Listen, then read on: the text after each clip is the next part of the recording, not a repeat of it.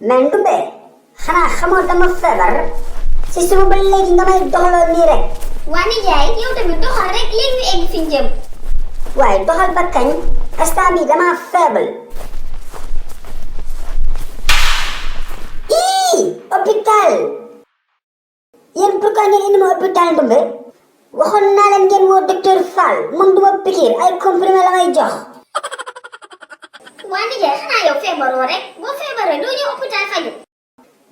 Ndumbe xam nga yaay may tooñ man ñi ma hôpital ba pare nga ma fii indi.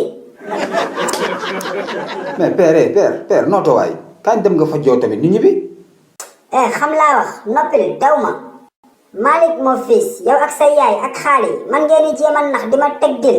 laaj sunu xuu. Tais-toi xaali t'es mon ami d'enfance. Tu sais que j'ai peur de l'hôpital man ñeme ma pikiir yow tamit bu leen ma forcer.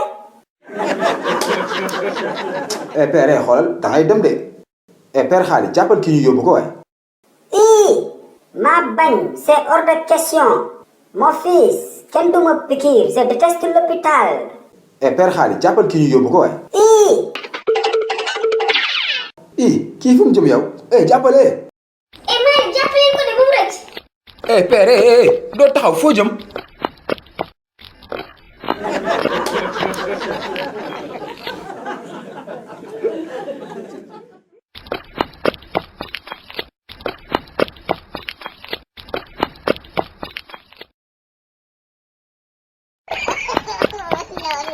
ho père sonn naa nag damay taxaw barki yàlla mënatuma di mel ni xale bu ndaw nii.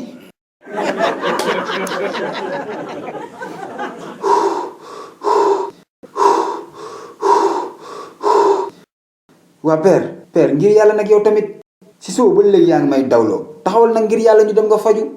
Mon fils kenn du ma pikiir je déteste l'hôpital. ay waay mais père taxawal ngir yàlla. waa Malick waa nijaay xaal yéen ak sama nijaay jàppoo leen ko kon. waaye mère kii fuñ koy jàppee. Ndumbe may ma ndox ma naan waay.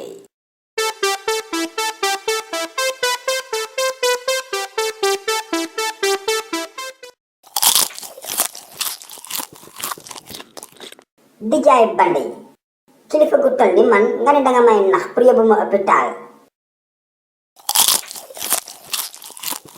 dootoo leen ko defati de taajal naa leen ba ñu réer ma ñëw xëppoo ndox sol sama sous-vêtement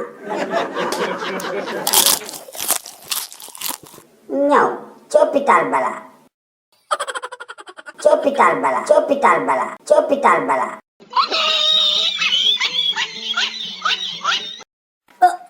waaw seetaan nga ba pare.